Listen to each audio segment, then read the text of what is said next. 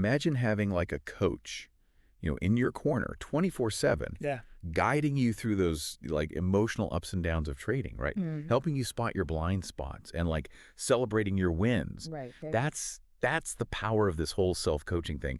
And in this deep dive, we're going to explore how you can actually become your own like trading psychologist using the insights from this book, The Daily Trading Coach. Yeah, this book it's not just about making money. Right. It's about, really understanding the mental side of trading and developing the resilience, the self-awareness to thrive in this really challenging field. It argues that just like wanting to be a better trader, it's not enough. Right. It has to become like this must-have organizing principle in your life. Almost like a sudden, like a life-altering health diagnosis, Yeah. The author, he draws a parallel to his own experience with diabetes. That's right. Yeah. Wow. When he was diagnosed, changing his diet wasn't, a nice to have anymore. It was essential for his well-being. Right. So it's about applying that same level of urgency to your trading journey. Okay, I get the analogy. Yeah. But how do we create that sense of urgency with trading? It's not like a medical crisis. Right. It's not like fight or flight, is it? It's about tapping into the emotional drivers behind your trading goals, right? Yeah. If it's just a want, your motivation, it's going to fail when the market throws you a curveball. Right. But if it's a need, like a deep-seated drive that's tied to your values, you'll find a way to, persevere. Right. Okay, that's starting to click a little bit for me. Yeah. So how do we turn this like trading improvement into like this burning need rather than just a casual like want? The book talks about the power of mirroring. Right. Can you explain how that works? So mirroring is about like surrounding yourself with success, both literally and figuratively, right? So think about mentors, peers, or even your own trading journal. They can all act as mirrors, reflecting back the possibilities and helping you internalize those success patterns. So if I see my mentor navigating like, really choppy markets successfully, it reinforces that I can too. Exactly. And my trading journal, if it's focused on learning from wins, becomes a mirror of my growing competence. Precisely. It's like building a mental library of success stories, right? Yeah. Drawing inspiration from those who've walked the path before you. Okay. And speaking of challenges, we need to manage the stress that comes with trading, right? Right. The key is to harness that stress as fuel, preventing it from turning into like performance crippling distress. I've always struggled with like staying calm after a loss. How do I actually turn stress into fuel rather than letting it kind of derail me? The book emphasizes practical steps like setting realistic risk limits and position sizing guidelines. Yeah. It's about knowing how much you can comfortably risk on each trade so that even a string of losses doesn't send you into, a tailspin.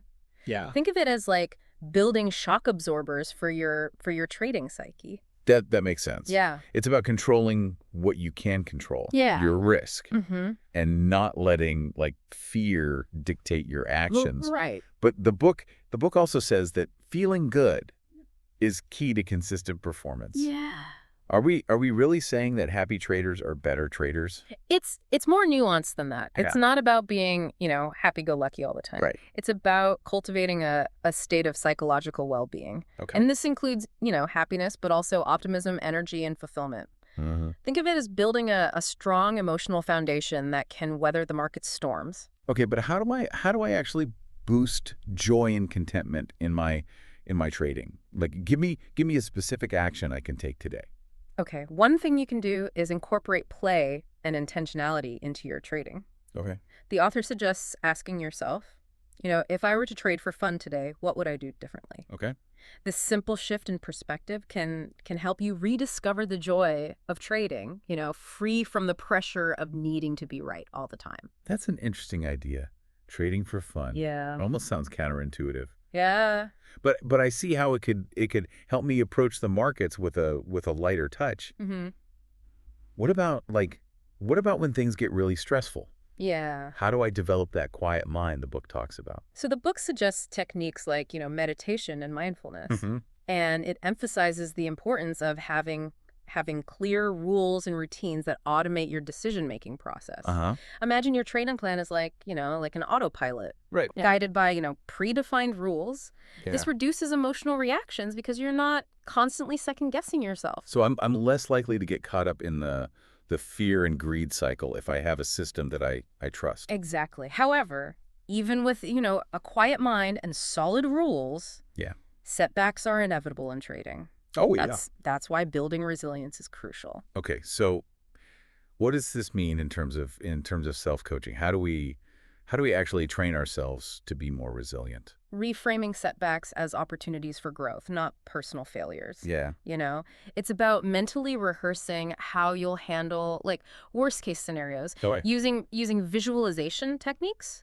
So by visualizing yourself responding calmly and effectively, even when your stop loss gets hit, you're creating mental muscle memory for handling those tough situations. I can see how that could work.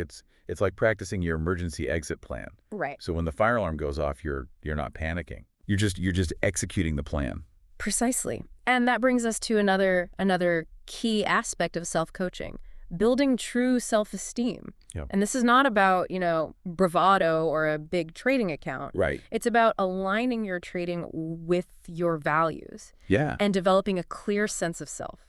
So true self-esteem in trading is about, knowing who you are as a trader, what you stand for, and trading in a way that's congruent with that. Absolutely. It's about integrity. It's about authenticity. Yeah. When your trading is aligned with your values, Yeah. profits become a natural byproduct of your self-expression, not the primary goal. Right. But that takes introspection, digging deeper into your motivations and beliefs, and this leads us to the psychodynamics of trading. Oh, psychodynamics. That sounds a bit intimidating. Yeah. Can you break that down for me in a way that connects to my trading? So the book argues that we often, bring our relationship patterns to the market. It's about uncovering how past experiences, for better or worse, might be driving your current trading behaviors. Yeah. And then learning to, escape their gravitational pull if they're holding you back. So, for example, if someone has a fear of commitment in their personal life, right, they might also struggle with holding on to winning trades. That's one possibility. Or someone who tends to be overly controlling in their relationships might, micromanage their trades, constantly second-guessing themselves and making impulsive adjustments. Wow, that's pretty mind-blowing. Yeah. It's like those subconscious patterns are playing out in my trading without me even realizing it. And that's why understanding the psychodynamics of trading is so valuable. Right. It helps us, shine a light on those blind spots and understand how our past might be shaping our present. Right.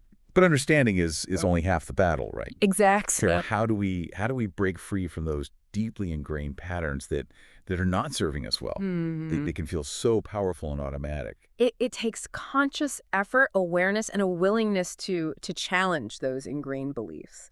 And that's where the book introduces the concept of schemas. Schemas. Okay, now I'm feeling like I'm back in psychology class. Yeah. Can you unpack that concept in a way that relates to my trading? Think of schemas as mental shortcuts. Okay. Right? They help us process information quickly, but sometimes those shortcuts lead us astray in trading.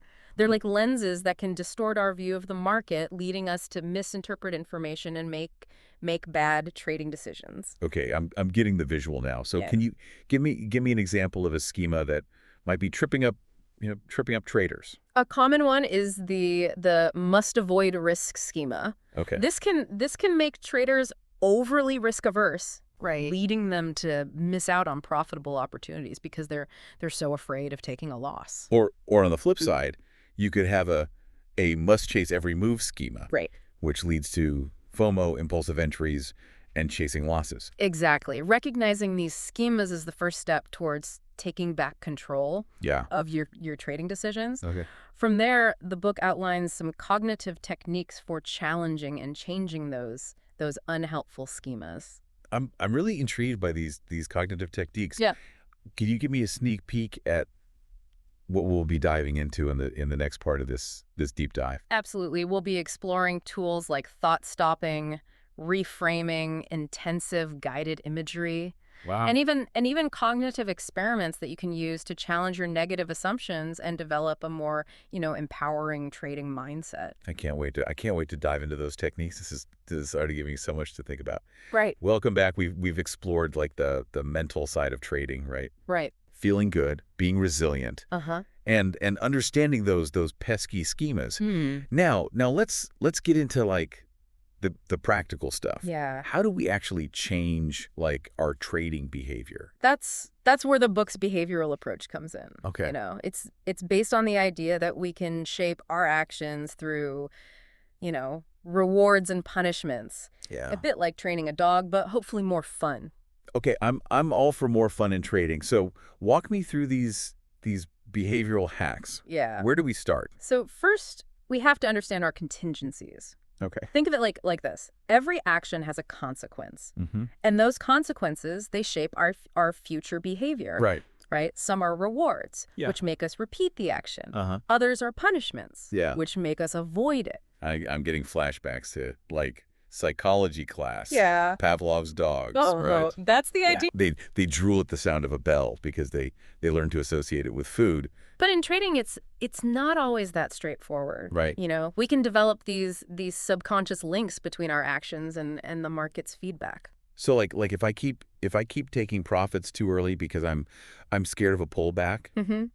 I'm actually rewarding myself for being fearful. Exactly. Even if it means leaving money on the table. Exactly. Or if you have a habit of holding onto losers hoping it'll turn around, you're punishing yourself with bigger losses each time. Yeah, these patterns become ingrained whether we realize it or not. That's a bit scary, honestly. Yeah. So how do we break these like bad links if we're not even aware of them sometime? It's a process, but awareness is the first step. Okay. Right? The book has some great advice on how to identify these contingencies in your own trading. Okay. For example, pay attention to those moments of excitement. Yeah. What kind of trades get your heart racing? Yeah. Are they consistently profitable, or are you chasing a thrill that often leads to pain? Yeah, that adrenaline rush before entering a trade. Yeah. I need to pay more attention to what's driving me there. Mm-hmm. Okay, Yeah. so let's say I've identified a bad habit. Yeah. I get hooked on the excitement of risky trades. Yeah. But they often blow up. How do I actually break that link? That's where the power of incompatibility comes in. Okay. Basically, you introduce something that's incompatible with that anxious, impulsive state. Hold on. I need a bit more explanation on that one. Sure. What do we mean by incompatible? Yeah. And how does this apply to trading? So imagine you're feeling that urge to jump into a trade. Yeah. Your heart's pounding. Wow. You're seeing dollar signs, but instead of clicking the buy button, Yeah. you force yourself to do something completely different. Oh. Something relaxing. Like what? Do a yoga pose in front of my charts. Maybe. The book suggests things like, deep breathing exercises, Yeah. progressive muscle relaxation, Right. anything that helps you shift from that, hyped up state Yeah. to a calmer one. So I'm rewiring my brain to associate relaxation with those trigger situations. Yeah. Instead of impulsive action. That's the idea. Yeah. You're creating a new conditioned response. Uh-huh. Over time, you can actually retrain your nervous system. Okay. But remember, this isn't just about, avoiding bad habits. It's Hey. also about building good ones. Right. So we're disrupting the negative patterns, Mm-hmm. but we need to replace them with something positive. How do we make those good habits stick? So the book is big on positive reinforcement. Okay. It sounds simple, Yeah. but so many traders forget to do this. Right. Celebrate those small wins. Reward yourself for sticking to your plan, even if the market doesn't cooperate. What kind of rewards are we talking about here? Like a bonus vacation for every winning trade? It doesn't have to be fancy. No, so- It could be something as simple as taking a break, Yeah. enjoying a cup of your favorite tea, Right. listening to music, Yeah. or even just acknowledging your discipline. Hey, I stuck to my stop loss. Good job, me. It's about building that positive association, Yeah. making those good habits feel good. Mm-hmm. Okay, so we're disrupting bad patterns, Yeah. reinforcing good ones. Right. What else does the book offer in terms of in terms of practical behavior change? One technique that might sound intimidating at first is systematic desensitization through exposure. Okay. But in trading, it's just about gradually facing your fears in a controlled way. Now that desensitization word makes me think of like phobia therapy or something. Break this down for me. Sure. How would this work for a trader? So let's say, you have a fear of taking losses. Right. A very common one. Yeah. You might start by paper trading. Yeah. Where there's, no real money at risk. Right. As you get comfortable there, you could move to a tiny account with very, very small position sizes, then gradually increase your risk as your confidence grows. It's like dipping your toes in the cold water before jumping in the pool. Okay, that makes sense. Yeah. But the book also talks about learning from the pros. Right. Let's switch gears and dive into that. What insights did these experienced traders share? One thing that stood out to me was their emphasis on treating trading like a business. Yeah. Not a hobby. I know I've been guilty of that. Yeah. It's easy to get caught up in the excitement of the markets and forget about the fundamentals of good business practice. Right. So how do we approach trading more like a CEO than a gambler? So the pros stress the importance of having a detailed business plan. Oh. This includes things like capital allocation, Yeah. defining your learning strategies, your risk management rules, your diversification approach. Okay. Even thinking about your personal brand. Oh, well, hold on. That's a lot to unpack. Let's break that down. Capital allocation, that's just deciding how much money I'm willing to risk. Well, it's more than that. Okay. It's about allocating your capital wisely in line with, your risk tolerance, your trading style and your goals. Yeah. Are you a high-frequency scalper or a long-term investor? Right.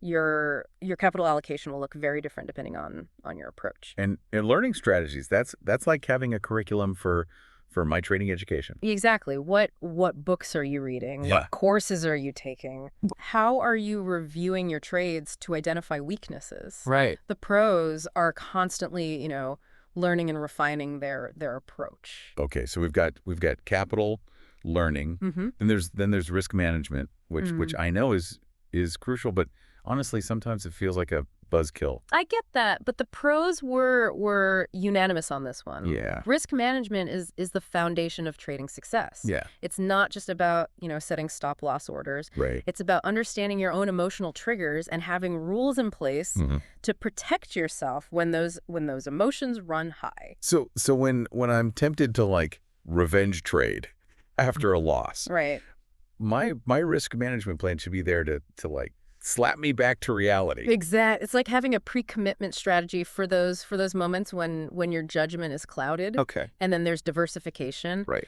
Don't put all your eggs in one basket, as the saying goes. That's one I've heard before.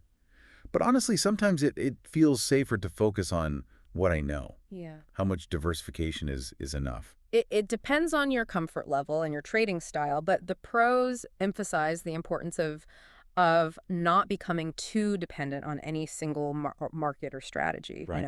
If one area is underperforming, you want to have other opportunities to balance things out. Makes sense. Spread the risk reduces the pressure on any single trade. Exactly. But what about that personal brand thing you mentioned? Yeah. That seems a bit advanced for someone just starting out. It might not be your immediate focus, but the pros talked about how building your reputation can lead to unexpected opportunities. Right, yeah. Networking with other traders, sharing your knowledge, even starting a trading blog.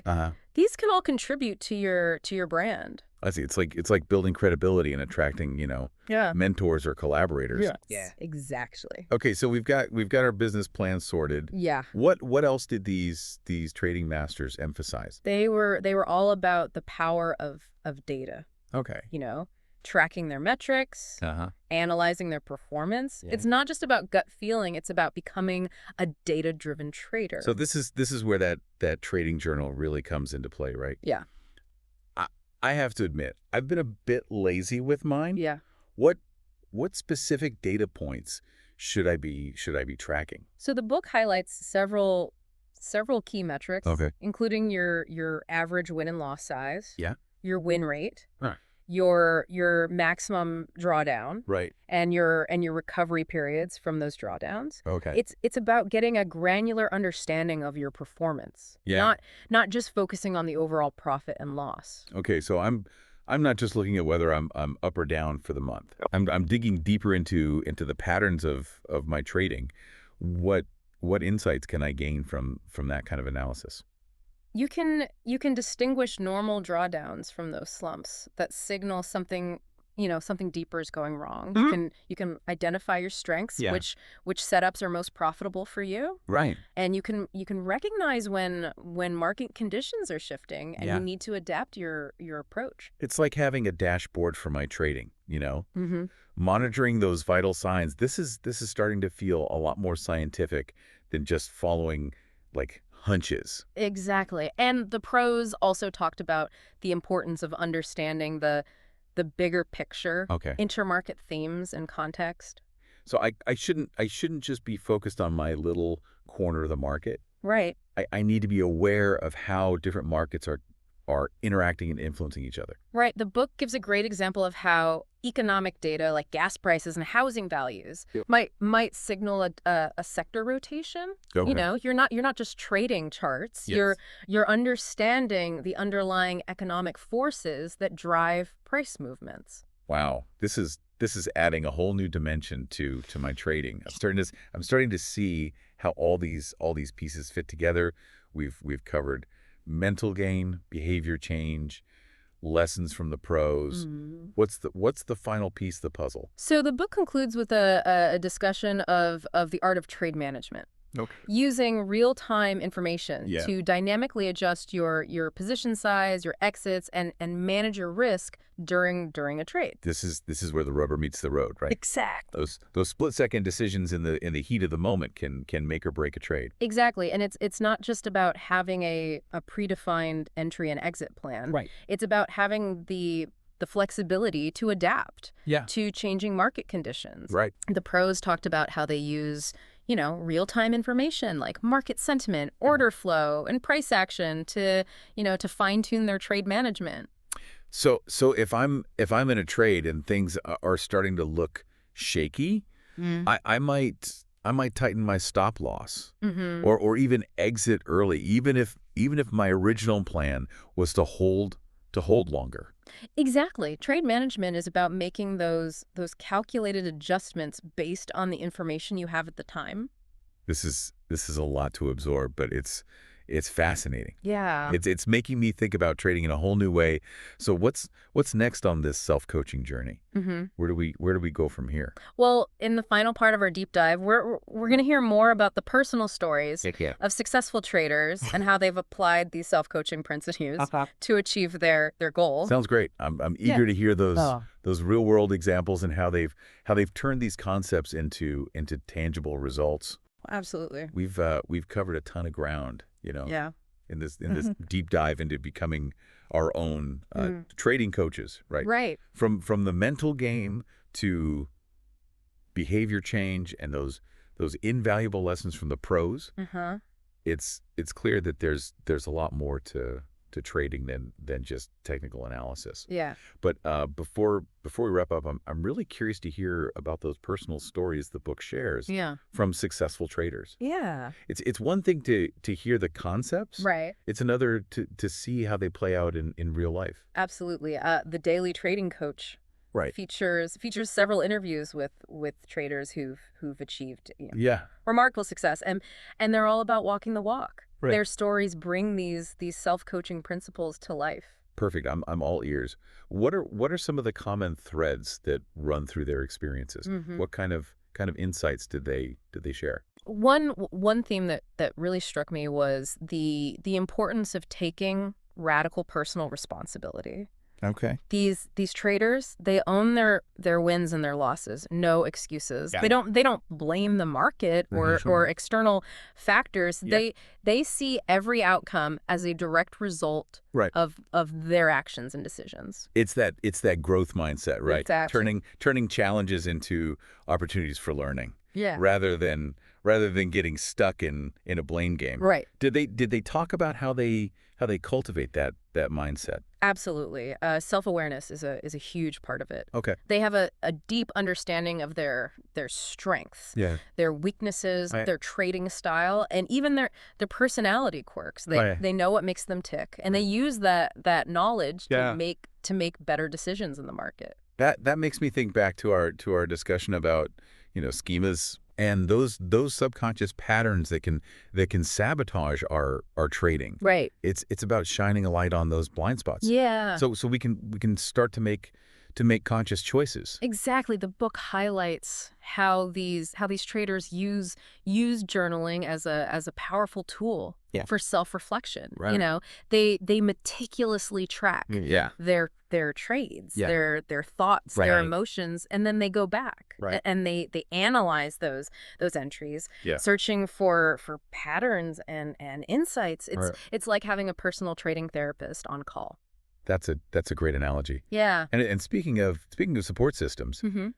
did any of these traders talk about the role of mentors or trading communities? Many of them emphasize the value of finding a trading partner or a group of like-minded individuals, Right. and, Yeah. to bounce ideas off of, to support each other Right. and to hold each other accountable. Yeah, it's that power of mirroring we discussed earlier. Surrounding yourself with success can reinforce your own growth. Right.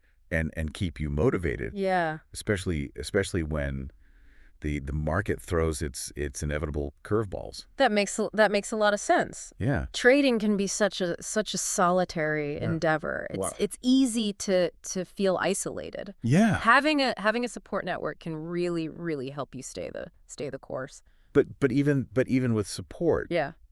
I imagine there are still moments of self-doubt. Do these traders talk about how they handle setbacks and maintain their confidence? They all emphasize the importance of staying humble. Yeah. And being willing to learn from their mistakes. Right. Even the most successful traders have had their share of losses and setbacks. Right. The key is to view those experiences not as failures, but as valuable data points. Right. Opportunities to refine your approach, your mindset, and your trading plan. It's about extracting those lessons and integrating them into your process. Yeah. So you're constantly evolving. It sounds like a never-ending journey of self-improvement. Yeah, it is. And the traders in the book also stress the power of research and data analysis. Uh-huh. They don't rely solely on intuition or gut feelings. Right. They back up their decisions with solid research. Yeah. They track their performance metrics meticulously, and they're always looking for ways to gain an edge. Yeah, it's about treating like a science, not a gamble. And to bring all this together, the book talks about finding your trading sweet spot, that niche where your skills, your personality, and your trading style perfectly align with the market opportunities you're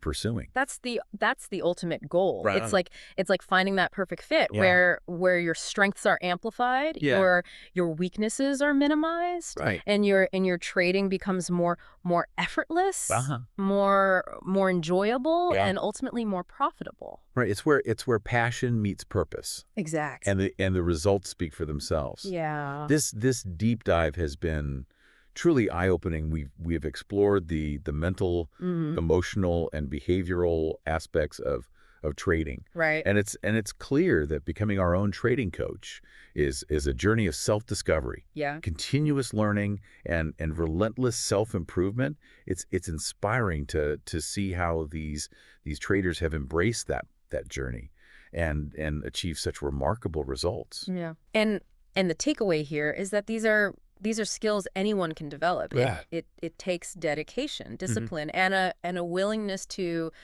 push your own boundaries. Right. But the rewards, both in terms of trading performance and personal growth, are well worth the effort. Absolutely. It's about reaching that level of mastery where your trading becomes a true reflection of your best self? And to wrap up, Yeah. I'd like to leave you with this question. Oh. If you were to dedicate this deep dive to someone, who would it be and why? Right. Thinking about this can really highlight the power of self-coaching and how by investing in ourselves, Right. we can inspire others to do the same. That's a powerful question to ponder. Yeah. And remember, self-coaching is an ongoing process. Start small, pick one insight that resonated with you today and put it into practice. Keep those journals flowing. Right. Yeah. Celebrate your wins. Yep. Learn from your losses, Mm-hmm. and never stop evolving. Right. As a trader and as a person. That's a wrap on this deep dive. Yeah. Until next time, happy trading.